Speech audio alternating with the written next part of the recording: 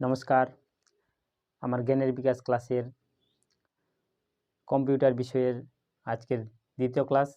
আপনাদের সবাইকে স্বাগত জানাই। আপনারা হয়তো সবাই ভালো আছেন। তো শুরু করছি। কালকে কম্পিউটারের ব্যবহার নিয়ে বলেছি, তো আজকে বলছি কম্পিউটার কি। তো 1 নম্বর,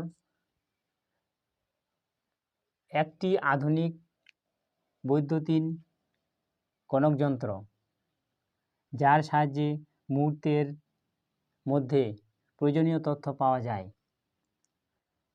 বৈদ্যুতিন যন্ত্রটি খুব তাড়াতাড়ি তথ্য পাওয়া যায়, যার সাহায্যে তাকে কম্পিউটার বলে।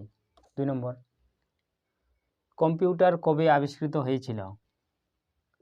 উত্তর, প্রায় 500 বছর আগে চীন দেশে আবাকাস নামে এক গণকযন্ত্র অস্তিত্ব ছিল। এই যন্ত্রকেই কম্পিউটার বলা হয়। 3 নম্বর, আধুনিক কম্পিউটারের উদ্ভব কবে হয়? এর আবিষ্কর্তা কে? উত্তর, 1800 খ্রিস্টাব্দে ইংল্যান্ডের চার্লস বেবেজ।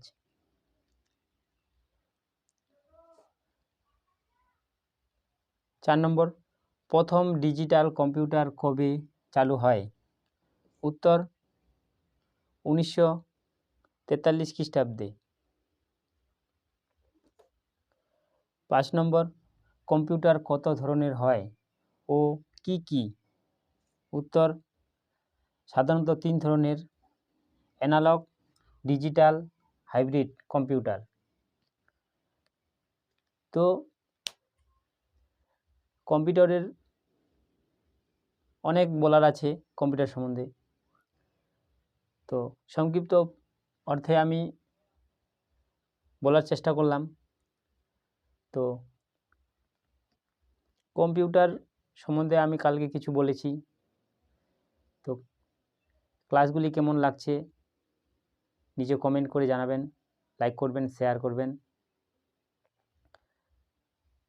কারণ এরকম তথ্য, প্রশ্ন উত্তর আরও কেউ